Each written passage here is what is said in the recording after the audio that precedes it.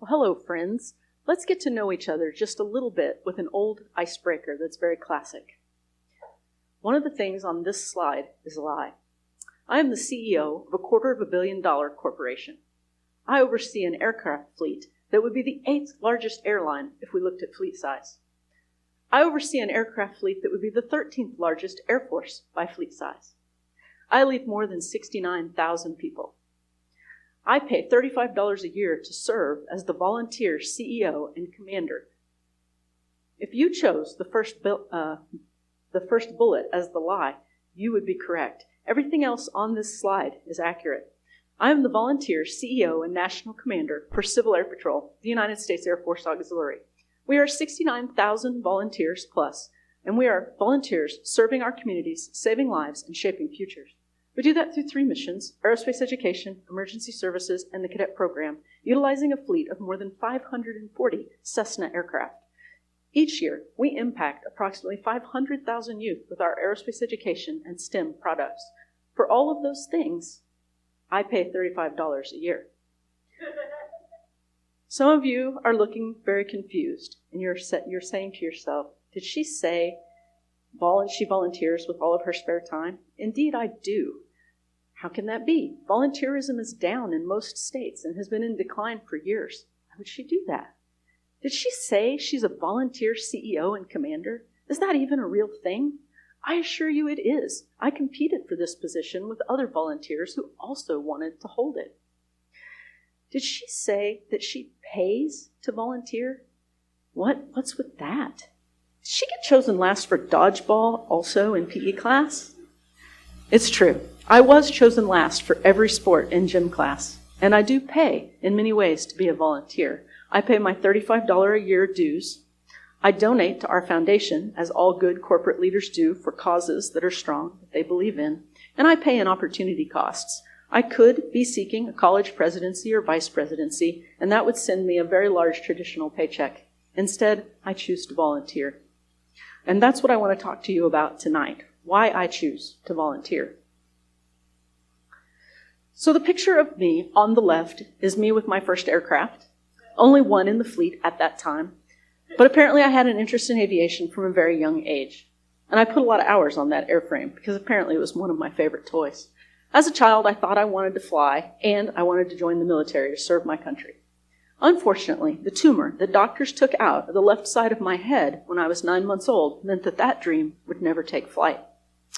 So I grew up the shy kid that you see in the second picture in a small town in rural Kansas. I didn't know much about what happened beyond the borders of the town I grew up in. I didn't know what I wanted to do with my life, and I didn't find my niche and where I fit in.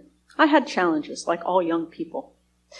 When I was 17 years old, something transformational happened in my life, and it's related to what Muhammad Ali would tell us about service. He would tell us that service is the rent you pay for your time here on earth. So at 17, I started to pay my rent. The health issues that I had been battling, tremors, double vision, and migraines, disappeared, and my parents allowed me to volunteer and be the cadet that you see in the third picture. That shy kid in picture number 2 would have been absolutely terrified to speak in front of a group. But as you can see in the third picture, I built some confidence. I found my niche, and I found my passion, and that's why I am hooked on volunteering. And that's where my leadership journey began. And that journey has given me tremendous skills, and that's why I pay to volunteer. And that's what led me to be the leader that you see on the right.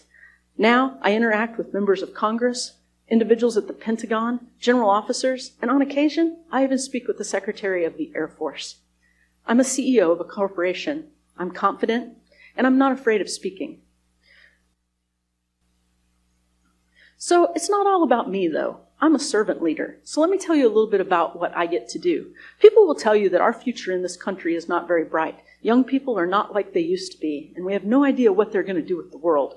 If you were privileged to work with the young people that I get to work with through volunteering, you would know that our future is not only bright, but you would be excited about what it looks like.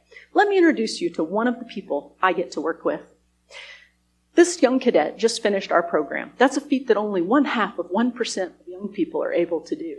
It requires testing in leadership and aerospace education. And for the students in the room, those are closed book tests that require an 80% to pass. It also requires passing the fitness test that cadets take at the Air Force Academy. It requires being a leader of character, and it requires a lot of dedication in leading groups. This summer, she led 200 of her peers at a summer leadership school. She has spoken at 6 major national conferences. Some of you are saying right now, how is she any different than my brother, my sister, my niece, my nephew, or my grandchild, or that neighbor kid who lives next door and does absolutely everything? Svetlana is different because she migrated to the United States as a child when she and her siblings were adopted by a family that volunteers as well. And she had to learn a new language, and she found herself in service. Svetlana has been blind since birth, and she navigated that program, has done all of those things, as well as become an advocate for the blind at the age of 20. It gives me goosebumps to think about it, and I could not be more proud of her. Another person I met would be Chaplain Lieutenant Colonel Peacock. I met him a few years ago, and he was 102 years old, and he was still volunteering and serving because of the amazing things that he felt he could do if he worked with youth. It's absolutely incredible. He still wanted to help at 102, and he would entertain cadets by telling them about being a missionary to Persia, which does not exist anymore. My words may not be impactful, but let me share some words that are absolutely impactful. These are the words of someone else, and they're related to our emergency services mission, where we train to look for missing aircraft, missing people, help people after disasters, and to do imagery after disasters to help organizations like FEMA help people faster. These are the words of a widow whose husband we found the crash site of. We weren't able to save this life, but as you can see, she said, "I cannot thank you enough for your time, expertise, and efforts to locate and recover my husband. You make a difference." Those are powerful words. And I've actually met people who volunteer with me who do so because we found a relative's crash site. It's absolutely incredible. Jim Rohn, the entrepreneur, would tell us that service to many puts us in line for greatness. Greatness in reputation, greatness in wealth, greatness in returns, and greatness in satisfaction, and greatness in joy. I will tell you, volunteering has done all of that for me. I've also developed my social skills, practical leadership, and things like public speaking. I will say, as a young cadet, my leaders told me I really needed to work on public speaking. I'm hoping after this, they might upgrade my scores just a little bit. So there are lots of benefits for volunteering. There are health and fitness benefits. You can go from couch to cadet, as I did. You can be as active or inactive as you really want to be when you volunteer. There are mental health benefits to volunteering. Studies have shown that people are happier, have less anxiety, less depression, and can even improve their self-esteem.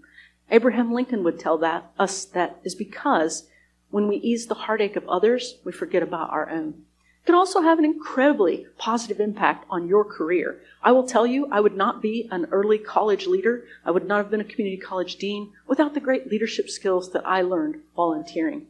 It gives you employability, promotability, and organizations understand the impact that volunteering has on the community. That's why many businesses will actually give you time to volunteer. They know how important that community impact piece is. Committed, dedicated groups of citizens coming together can change the world. Margaret Mead told us that, and I think volunteers are those dedicated individuals who come together and make a difference in the world.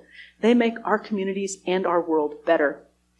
As a volunteer, you give time, expertise, and ideas, and you get back confidence, support, and incredible skills. You get a network of lifetime friends. You get motivation and inspiration. Those are priceless things. Going to a volunteer event is like stopping by a motivation or inspiration station and topping off your tank. It gives you a lot of energy. And so now you know why I pay to volunteer. Some of you are passionate about causes. Some of you probably donate to organizations, and you know how good it feels to know that your hard-earned dollars go to help an organization change lives. I would say it feels even better to volunteer and to see people grow before your eyes, to see the people that you lift up with your time, your talent, your efforts. You bring not only the ability to do tasks that organizations need done, but also professional skills that can absolutely make a difference in those organizations. Time, talent, it's needed. You can volunteer as little or as much as you want. Can you be great? You absolutely can. Martin Luther King Jr. told us that everyone can be great. Everybody. Anybody can serve. You don't need a college degree. You don't need to be able to make your subject and verb agree to volunteer. You don't need to know the second law of thermodynamics in physics to volunteer. All you need is a heart full of grace. There are 1.7 million or more nonprofits out there, and they need help. Some are well-known organizations, and some are more obscure. One of those organizations in that diverse portfolio of nonprofits probably aligns with your interests and your passions. So, volunteers are in high demand. The return on your investment of time and talent is really big. That's my call to action for you because of that incredible return on investment.